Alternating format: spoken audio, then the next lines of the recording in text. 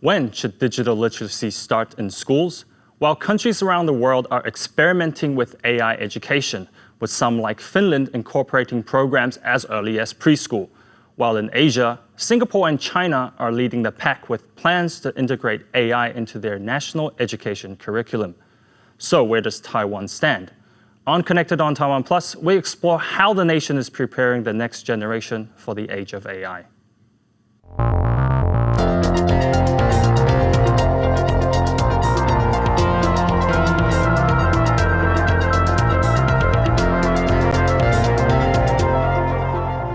To help us understand how educators are approaching AI in the classrooms, we're joined in Taipei by Meng-Jung Tsai.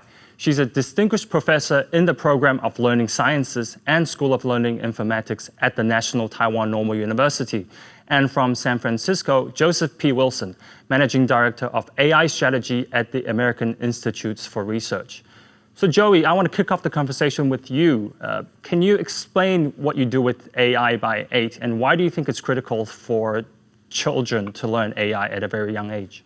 AI by 8 is a United States National Science Foundation funded project where we work with North Carolina State University and rural kindergarten through second grade teachers to learn the foundations of artificial intelligence by the time that students are 8 years old. So what we do is we teach elementary school teachers developmentally appropriate unplugged lessons for AI. So what that means is we don't use a device and we use English language instruction as the vehicle to teach AI. So no fancy devices, students learn core AI ideas like through storytelling, discussion, hands-on routines that they're already using. So we're helping students learn AI literacy very early, and the ability to notice what AI is doing, how it learns from examples, where it can be wrong, and how it can affect people. And it's super important because students are using it every day already. They interact with AI in many ways. Their parents are using it, and they need to know the foundations of it. So why do you think it's so critical to have them study AI by 8 years old? What's so critical developmentally at that age? Well, they're already curious. I mean, elementary students are already asking a ton of questions. They use devices, apps, recommendations long before anyone explains what's going on. And giving students the language and the tools to start thinking about it without actually using the AI tools that exist already, which are not made for them. And I think most of the AI work that exists is usually for students that are a little bit older. And because students are super curious, we want to give them an opportunity to learn earlier on. And so if we can connect AI ideas earlier to things that they're already doing, like literacy, learning how to speak, learning how to talk, stories, explanation, we can make AI feel really doable for teachers and make it start to be understandable for kids themselves before they actually use the AI. So they can think critically about it before they actually start touching it. So MJ, do you agree that we should learn AI at a very young age? Yes, I actually agree with what Joe said. Because AI, everybody knows, is getting increasingly attention for all people right now, and also in the education system. Everybody talk about AI's impact on education right now, and not just for the kids, but also for the teachers. So I think the teachers need to prepare how to, teach the kids using AI, and not just using, but more important is to know the impact the AI technology could have on our daily life or on learning. And of course, before using it, I think the kids need to know the AI is not always true, and it could be wrong, and it could bring some challenge or some danger. And so I think by 8, it's quite a young age, and the kids need, and maybe just to experience it and know, that's interesting technology, and it could be wrong, not always true.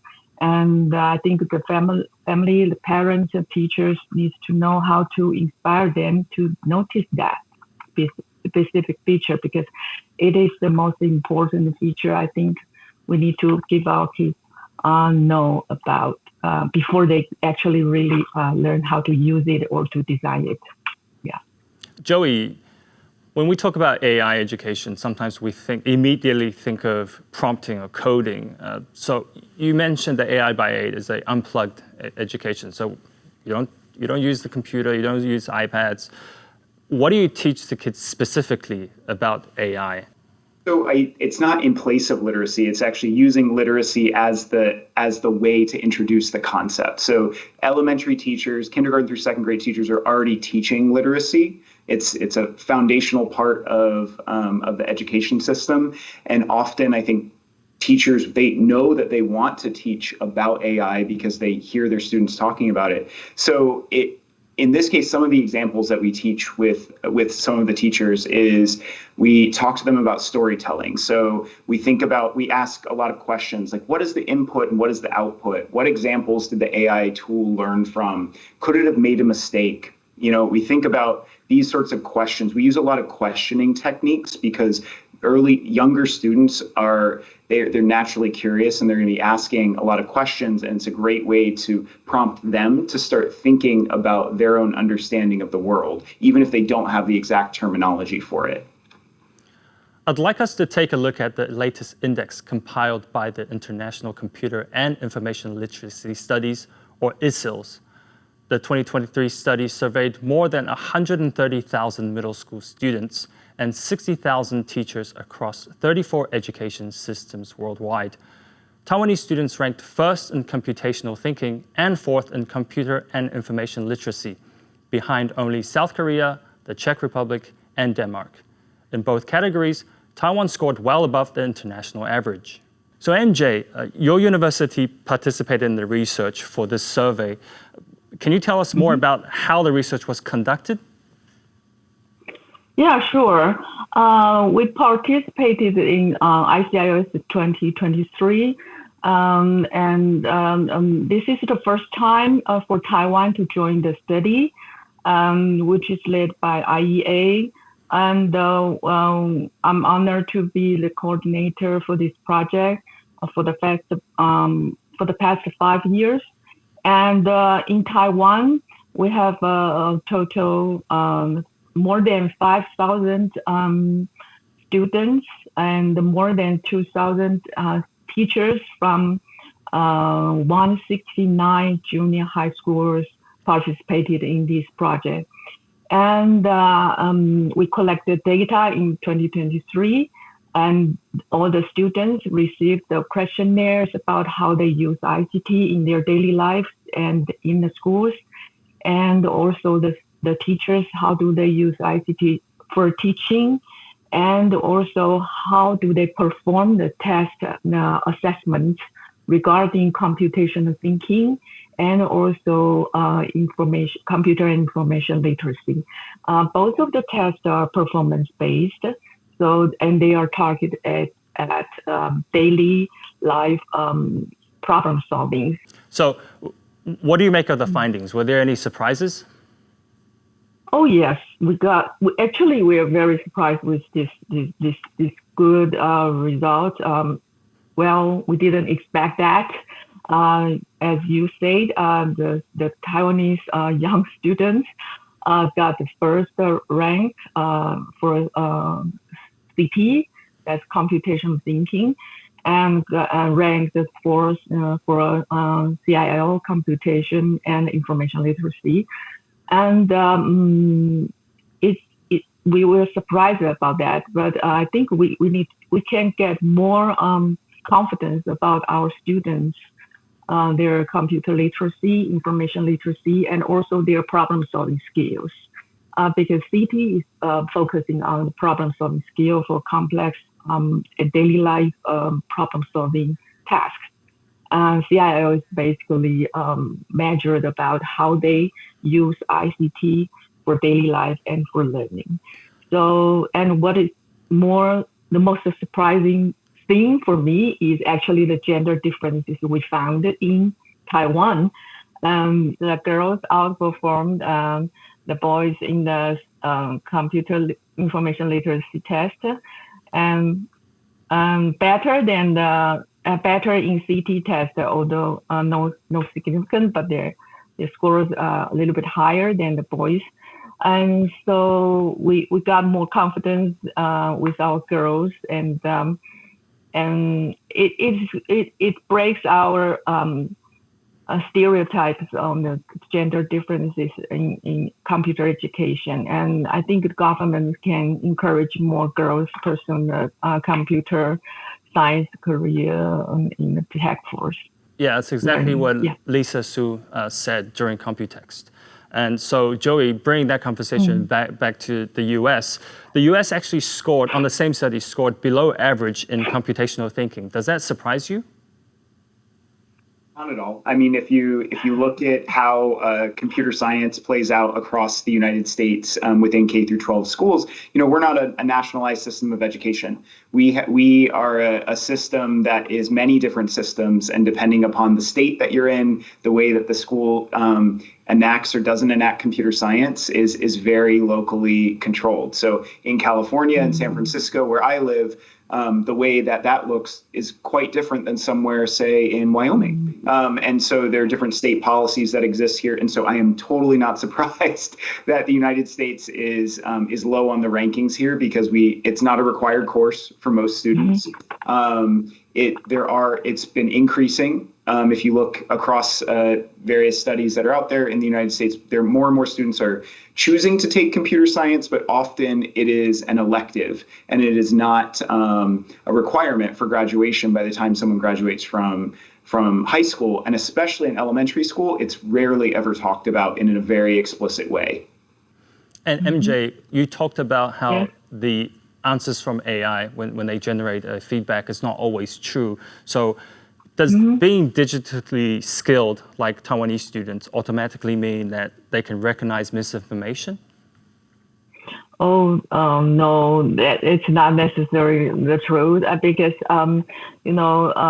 when they perform the test in the exam, actually we assess their knowledge about the computer and also how they gather information, manage information, and also evaluate the information, and also how they communicate with each other through ICT technology.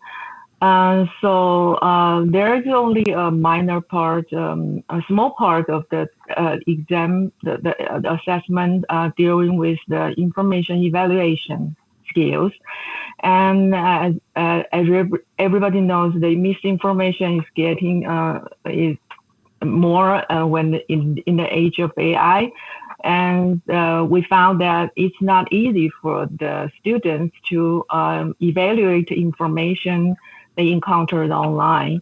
So in the test, we learned that it's a challenge for the students, and that might be the most difficult problem for them to solve. So particularly in Taiwan society, I think the kids will need to know before they really can use AI technology. We need to prevent they got some bad things or there's some danger from the internet, and they need to know how to evaluate the output from AI. The AI generated information is not always true, but how do they distinguish them? How do they evaluate them? Teachers and students need to know how to collaborate with AI or AI agents.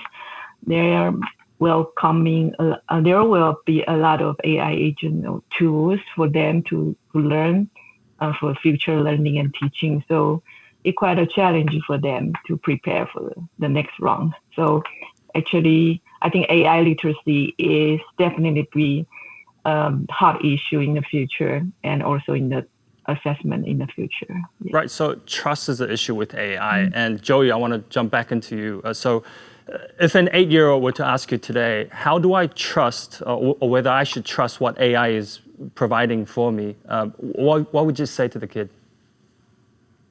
I would say you should ask questions. You need to ask questions about what comes out of it. That's kind of the foundation of what we try to teach our teachers, and we co-design lessons with teachers to help them tailor lessons that get students to be curious and skeptical at the same time. Because much like what Professor MJ was saying, it's really hard to figure out what comes out of AI. If something comes out, is it AI generated or not? The tools are getting so advanced that the output that comes out sometimes looks very real. And so we have to be able to start asking our students at a very young age questions like, is this real? What information, how did it get this information? Could it be wrong? And being able to reflect on those questions before you immediately just take the output from a tool at face value. And I think that comes to critical thinking. And I don't think we should necessarily trust anything from an AI tool unless we're able to verify it in some way. And I think that's where the critical thinking is so incredibly important right now. And I think that's what's hard to, we're seeing so many people use tools and just view it as a way to get a quick answer. And instead of actually using it as a tool to speed up what we're doing, but then to be able to use AI to understand how did we get to this spot. Like, I really think that we need to understand and evaluate first before we allow students to use the tools. Tools come later with guidance. And I think building on that thinking, the classifying, predicting, explaining, revising, those are all kind of things that are super important in foundational learning and cognition for young students. And MJ, in our previous conversation, you mentioned concerns about creativity and metacognition. If AI can instantly generate stories, artworks, images, can early exposure to AI hinder children's creativity? Yeah, it could be. If the children took AI always true, and I think they always took their output as their answer, and then always believe that AI is always wrong, always true, then it may not be, do deep learning or deep thinking to think about what they really want, what they really can imagine for how to solve a problem, how to create things, and the innovation could be, down, and the higher order thinking skill may be decreased. And there are actually some preliminary study, brain-based study conducted by MIT shows that people's thinking skill and their cognitive strategy could likely decrease when they using simply AI for writing an essay. And so it could be hinder the students' creativity, also their critical thinking abilities. So we should be careful to teach our young kids to how to use AI technology.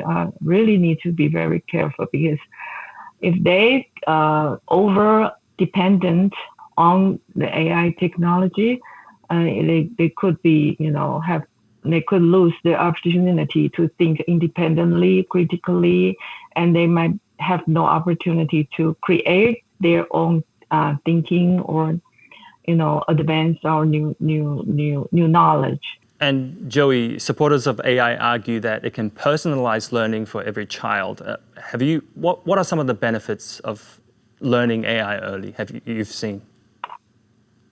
So, I think learning AI early the benefits are being able to understand the way I approach it is not necessarily learning the tool, but learning the foundational concepts about it. And I think understanding that is helpful, because then when you actually get to use it, you can critically think about this tool and then other sorts of lessons that you learn in others. So for instance, we could use a lesson where students are using movement and dancing around, and that is related to creativity. And I think in that case, it's students are learning the concept of AI, learning parts of the concept of AI through movement and telling a story. And then eventually they can start to build the foundational knowledge to use it and critically engage with it later. MJ, I want to talk about empathy. So if AI becomes better at teaching, tutoring, and even simulating empathy, what can remain uniquely human about education?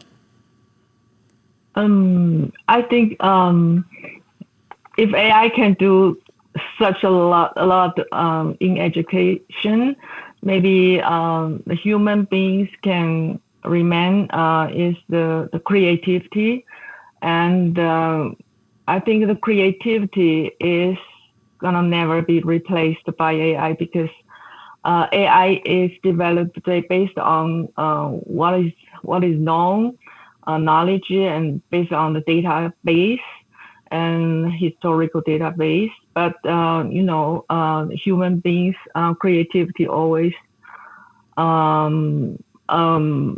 always find a new solution beyond what we have already known. So the creative thinking and might be inspired by human beings and the humanities, the nature.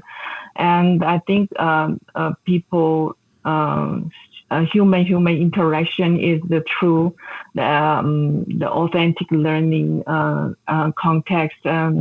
That is quite important, super important for the young kids to accumulate the real world learning experience.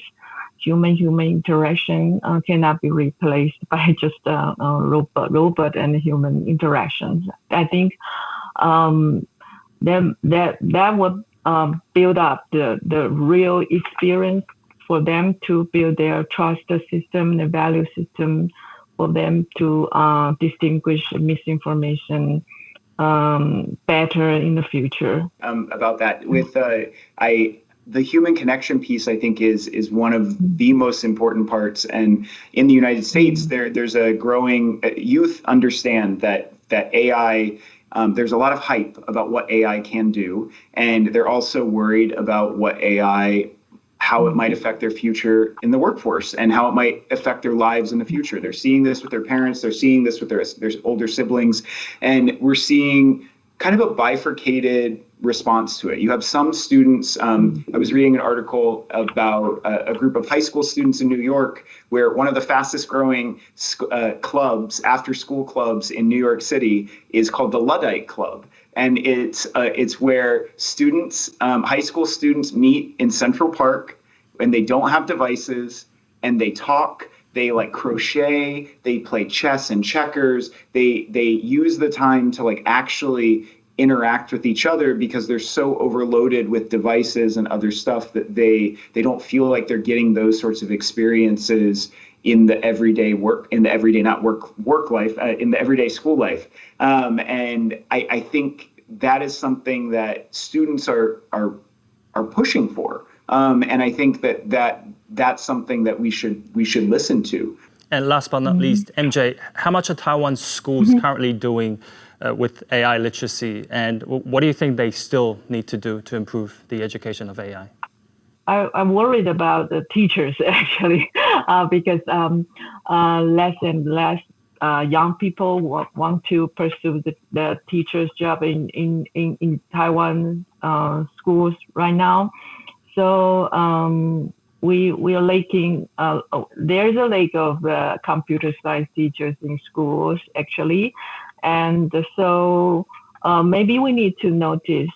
We need to put more efforts to think about how to promote the young people to